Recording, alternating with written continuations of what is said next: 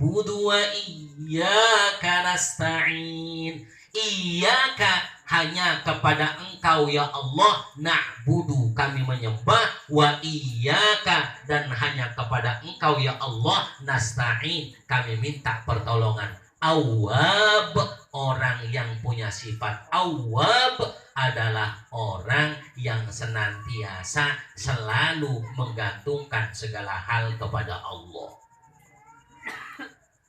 Sakit dari Allah, sehat dari Allah, senang ya dari Allah, belangsak sama dari Allah, nanti akan kembali kepada Allah. Yang senang bisa saja senangnya diambil oleh Allah, yang sehat bisa saja sehatnya diambil oleh Allah, yang kaya bisa saja kekayaannya diambil oleh Allah, yang miskin pun demikian, bisa saja kemiskinannya diganti dengan kekayaan oleh Allah, bisa saja sakitnya diganti dengan sehat oleh Allah, susahnya diganti dengan senang oleh Allah Subhanahu wa ta'ala. Ini awal, dia gantungkan segalanya kepada Allah Subhanahu wa ta'ala. Yang pertama, orang yang dijanjikan surga oleh Allah, orang yang punya sifat awwab.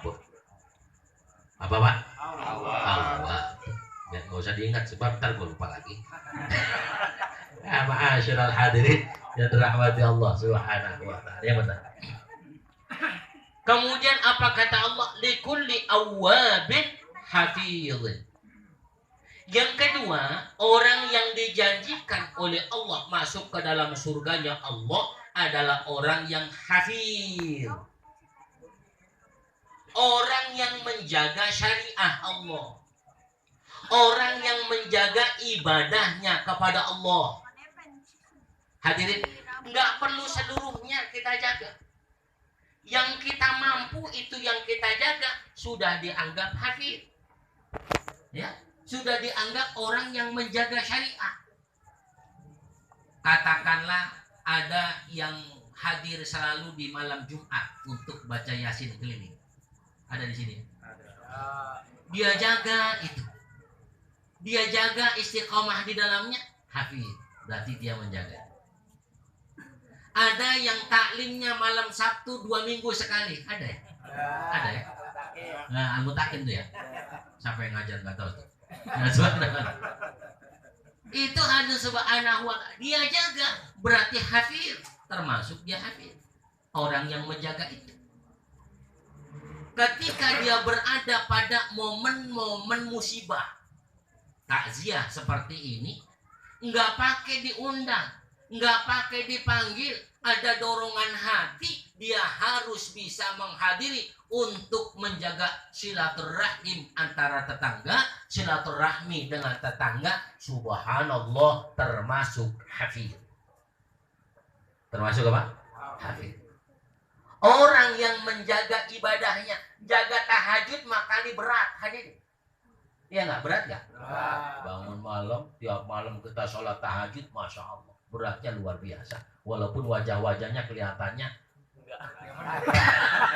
ya kelihatannya gitu ya. Ada pokoknya wajah-wajahnya kelihatan lah ini Mbak ya. Ya, wajah-wajahnya kelihatan. Ya, sebab bukan gaib ini mah kelihatan semua. Ma'asyiral hadirin yang dirahmati Allah Subhanahu wa ta'ala. Sholat duhanya dijaga, berat kali. Ya, yang berat-berat biarin dah, entar dulu. Ma'asyiral hadirin yang dirahmati Allah, setidaknya yang berkaitan dengan kemasyarakatan minimal itu aja dulu kita jaga, insya Allah tergolong hafiz. Kalau memang ada arisan, jaga arisannya nggak apa-apa, hafiz juga. Karena dengan arisan ada silaturahim. Ma'asyiral hadirin yang dirahmati Allah Subhanahu wa ta'ala. Jadi yang kedua, kata Allah, yang dijanjikan surga oleh Allah, yang pertama awwab, yang kedua siapa? Hafiz. Hafal ya? Hafal ya, Subhanahu wa ta'ala. Ma'asyiral hadirin rahmati Allah Subhanahu wa ta'ala. Kemudian yang ketiga, mayyakhsha ar-rahmana bil ghaib. Yang ketiga, orang yang dijanjikan surganya oleh Allah Au man khasyar rahmana bil ghaib. Orang yang takut kepada Allah, imtithalu awamirillah wajtinabu nawahihi, takwa kepada Allah. Ya, yang ketiga takwa kepada Allah. Hadirin yang dirahmati Allah Subhanahu wa taala, min alamatita. Salah satu dari tanda ketakwaan seseorang kepada Allah Subhanahu wa taala, dia merasa terus diawasi oleh Allah. Berarti dalam hal ini urusannya bisa dikatakan ikhlas. Wa ma umiru illa liya'budullaha mukhlishina lahud dinahum. Diperintah kita untuk ibadah kepada Allah dengan seikhlas mungkin. Hadirin, meskipun tingkatan ikhlas kita berbeda-beda. Tingkatan orang awam ikhlasnya beda, tingkatan para ulama tingkatan ikhlasnya beda, tingkatan para aulia ikhlasnya berbeda. Tapi setidaknya orang yang ikhlas itu adalah orang yang mengharapkan sesuatu hanya kepada Allah. Sudah ikhlas. Harapannya kepada Allah. Kenapa ngadain acara takziah dari hari pertama, hari ke-7? Berharap kepada Allah supaya almarhumah diampuni dosanya oleh Allah. Ada orang yang syukuran, ngadain, bahkan subhanallah, dalam Islam kan banyak walimah dalam tradisi kita. Dari sejak walimatul arush, kawin, kemudian ya hamlan khafifah, muncul kemudian kehamilan, namanya walimatul hamal. Ada 4 bulan, ada 7 bulan. Lahir, namanya walimatul aqiqah. Selesai itu ada walimatul khitan. Nikah, kemudian walimatul arush, nanti punya rumah, dia walimah lagi. Kemudian terus dia berwalimah. Hadirin yang dirahmati Allah, orang yang melakukan hal yang demikian itu mengharapkan ridho Allah Subhanahu wa ta'ala. Ikhlas. Ya, dia ngadain acara biar berkah, atau dia syukuran rumahnya biar rumahnya aman, ya. Amannya dari siapa? Ya, amannya itu keamanan yang Allah berikan kepadanya. Diturunkan rahmah, maghfirah, barokah kepadanya. Ini insya Allah termasuk orang yang kategori man khasyar rahmana bil ghaib, orang yang takut kepada Allah. Yang keempat, orang yang dijanjikan surganya oleh Allah Subhanahu wa ta'ala, ma'asyiral hadirin yang dirahmati Allah Subhanahu wa ta'ala, adalah orang yang senantiasa dia balik kepada Allah, ja'a biqalbin munib. Ja'a biqalbin munib. Dia datang kepada Allah dalam keadaan bertaubat kepada Allah.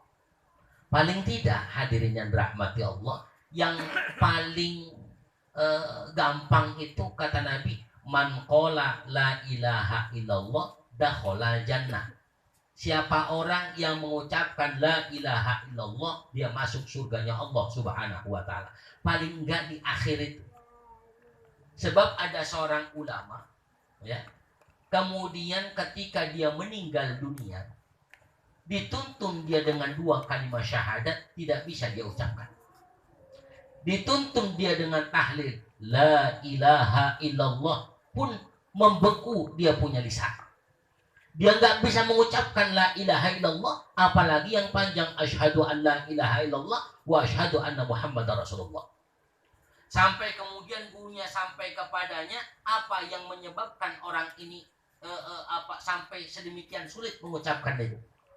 Meninggal kemudian, guru ini nggak dapat keterangan. Tapi setelah meninggalnya, gurunya mendapatkan mimpi. Ternyata muridnya yang seorang ulama juga nih, hadis subhanahu wa ta'ala, muridnya berat dia mengucapkan kalimat la ilaha illallah, sebab ketika menjelang ajalnya dia masih hasad, dia masih hasud, dia masih dengki terhadap tetangganya. Dia masih sering ngomong-ngomongin kejelekan tetangganya. Dia masih sering menjelek-jelekan teman-temannya. Dia masih sering menjelekkan guru-gurunya. Dia masih sering menjelek-jelekan seluruh orang yang ada di sekitarnya.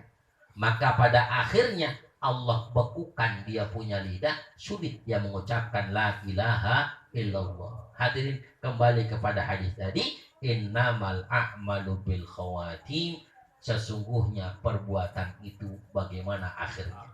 Kita nggak tahu akhir kita kapan, tapi kita tahu kapan kita harus berhenti gibah. Kita tahu kapan kita harus berhenti dengki. Kita harus tahu kapan kita harus rajin ibadah.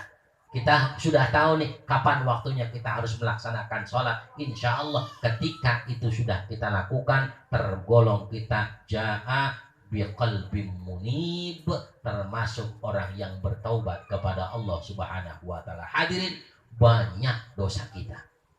Ya, banyak salah kita kepada Allah. Banyak sudah kemaksiatan yang sering kita lakukan. Namun sebesar-besarnya dosa yang kita punya, lebih besar ampunan Allah Subhanahu wa ta'ala. Allah lebih sayang kepada hamba-hambanya. Allah juga nggak senang kalau hambanya masuk ke nerakanya Allah. Allah lebih suka hamba-hambanya masuk ke dalam surganya Allah Subhanahu wa ta'ala. 4 hal ini. Yang pertama, awwab. Yang kedua, hafiz.